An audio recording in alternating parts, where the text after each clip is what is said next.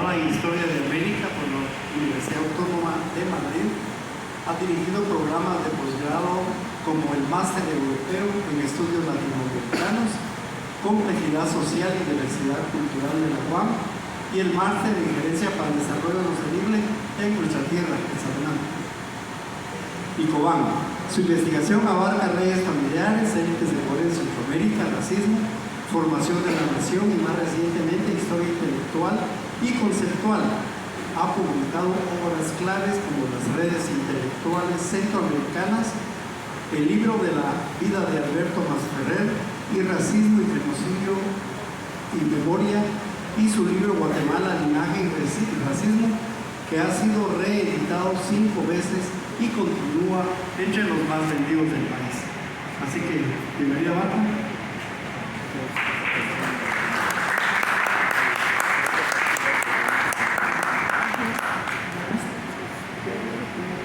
Buenas tardes. Buenas tardes a todos y a todas. Para mí el mejor homenaje es verlos a todos ustedes y verlos a todos nosotros, mestizos, ladinos, mujeres, compañeros de diversidad LGTBI, discutiendo y debatiendo sobre aquellos problemas que creemos que son claves en nuestro país, pero sobre todo ver a los jóvenes. Esta mañana hemos tenido un taller sobre memorias, en los cuales han estado 63 jóvenes, de los cuales hemos rescatado a algunos de ellos para la segunda mesa de memoria, y ha sido, yo creo que lo más emocionante que me ha pasado en la vida. También quiero dar las gracias a todos mis compañeros, a los organizadores, a David, a Luisa, a Sadi, a todo mi equipo, pero especialmente a mis 2 coordinadores, Ramón González Ponciano y Rigoberto Quemé, que me han ayudado tantísimo a la organización de este evento. Porque como les decía en mi discurso inaugural, en esta vida todo se puede si se hace por redes intelectuales, redes académicas y proyectos colectivos. Los equipos son esenciales. En ese sentido, yo me tengo que sentir muy orgullosa de haber podido crear un equipo. Bien, también tengo que dar las gracias a mis alumnas que han venido desde distintas partes del mundo con hijos, que me llena de orgullo y de satisfacción, y a mi familia que está aquí presente. Bien, yo quiero retomar el planteamiento de Diego, que me parece, y lo digo en público, en cualquier lugar donde me encuentren, de los más brillantes, novedosos y creativos que se han hecho en los últimos años. Les recomiendo que lean su libro sobre etarquía y amar y etarquía, porque es realmente un cambio revolucionario, no solo teórico y no solo metodológico, sino de aproximación a la construcción de los estados y de las naciones, y sobre todo de las organizaciones sociales, para que comprendamos la complejidad que hay en nuestros países.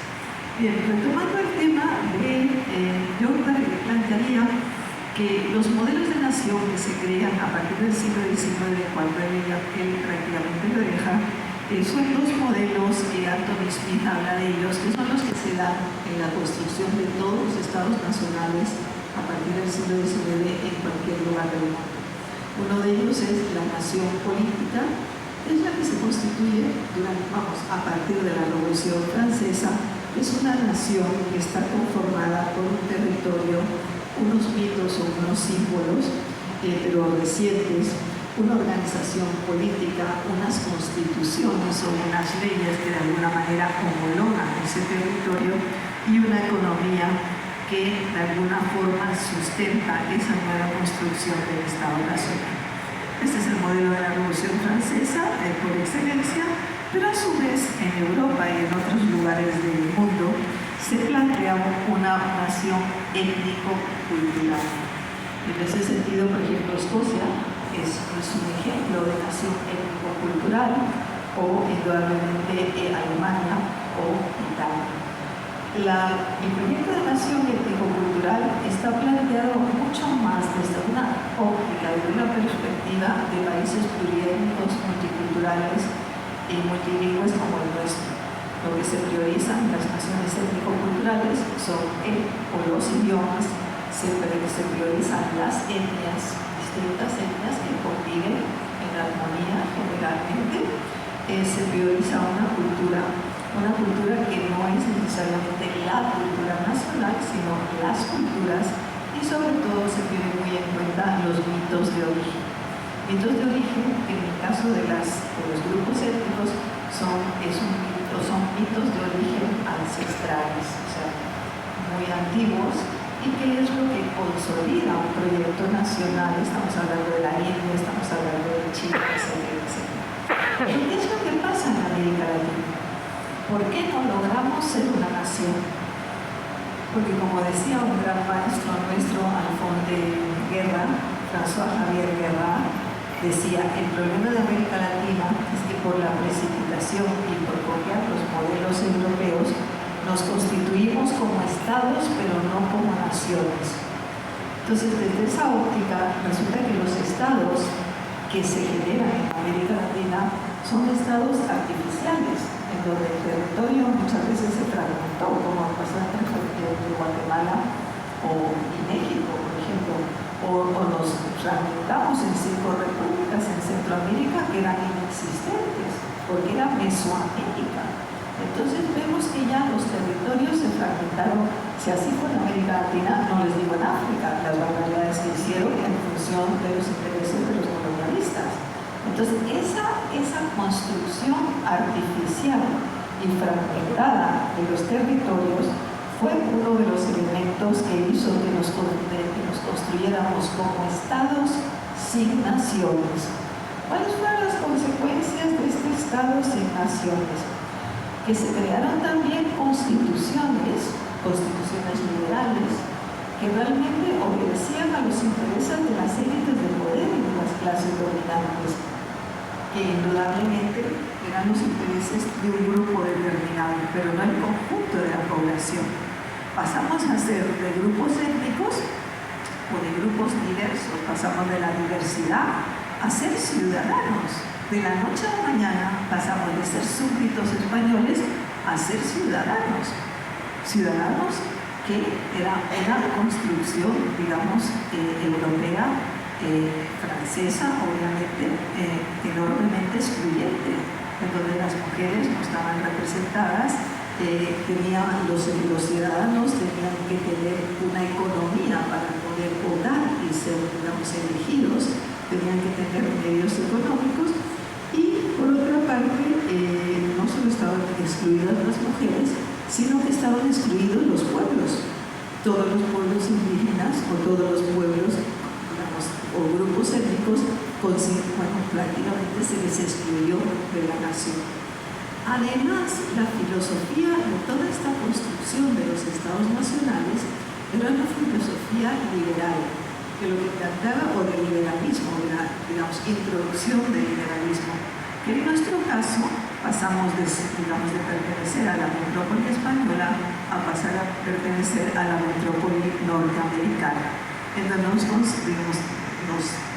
volvimos, fuimos súbditos de los Estados Unidos, ¿no? Entonces el imperialismo y la economía de agroexportación pasó a que fuéramos monoexportadores, monocultivadores y de mono todos. Entonces, ¿qué es lo que pasó? Nos construimos o tratamos de construirnos como estados homogéneos. Además del liberalismo, las corrientes, digamos, de pensamiento predominantes fueron el positivismo. El positivismo que tuvo sus cosas buenas, pero en el caso de Guatemala y de casi toda América Latina, fue positivismo racialista, en las cuales los grupos étnicos y las razas, como ellos decían, pasaron a ser razas inferiores. Todo eso conllevó a una destrucción total de las organizaciones y de los estados y de las naciones anteriores a ese periodo. De manera que sí que es cierto que, con el liberalismo y el positivismo racialista entramos en una época de fragmentación y de desorientación o desestructuración de los estados nacionales. De forma que en ese momento que entra el racialismo, en ese momento que se destruyen a los pueblos indígenas, casualmente se produce una prácticamente desposesión total de los pueblos indígenas de sus territorios, pero además de una desposesión total de los pueblos indígenas de sus territorios, se les despojó de sus municipalidades, de su organización político-social. De forma que lo que se planteó, y ese es mi punto de vista, es que ni siquiera pudimos construirnos, y aquí quiero terminar, como una nación mestiza, como hizo México, donde nación y mestizaje fue una misma cosa. Entonces nosotros, en lugar de copiar el modelo mexicano de nación mestiza y tratarnos de construir como nación homogénea por la vía del mestizaje, donde, digamos, unificáramos las culturas de los pueblos originarios con la cultura dominante, simplemente tratamos de excluirlo o de eliminarlo o simplemente de invisibilizarlos. Pero esa nación que muchos de los historiadores guatemaltecos llaman nación ladina, no es cierto. Nosotros, los guatemaltecos y centroamericanos, nos constituimos como una nación eugenésica. ¿Qué quiere decir la eugenesia? La mejora de la raza. Es decir, la eugenesia fue el factor, digamos, fundamental del positivismo racialista. Entonces, ¿qué quisimos hacer nosotros? En lugar de ser como México, que hizo un proyecto de nación mestiza a través, digamos, del reconocimiento de ambas culturas, quisimos ser Argentina o Uruguay y construirnos con la negación de blanquearnos como nación y construirnos sobre la negación de los pueblos indígenas. Eso fue lo que generó el que en estos momentos sigamos discutiendo y debatiendo sobre qué nación queremos, porque no somos una nación, somos un Estado sin nación, en donde solo el elemento que me faltaba, en donde los mitos de origen de un Estado liberal como las repúblicas centroamericanas son una bandera que no nos representan a todos, un himno que yo cada vez que lo canto realmente digo hay que cambiar este himno de arriba abajo, un escudo, es decir, todos unos símbolos patrios que realmente no nos reconocemos todos nosotros, ni siquiera las mujeres, pero por supuesto no los pueblos indígenas. En ese sentido, por eso es tan importante estas investigaciones y estos diálogos con otros académicos, investigadores, pero sobre todo con las cosmovisiones de los pueblos indígenas, porque ellos son los que nos pueden ayudar a construirnos como una nación pluriétnica, multilingüe y pluricultural. Y podemos debatir, que es lo que vamos a debatir en la segunda parte, si queremos ser una nación pluriétnica con un reconocimiento y respeto a la diversidad, y si queremos ser un Estado plural o un Estado plurinacional.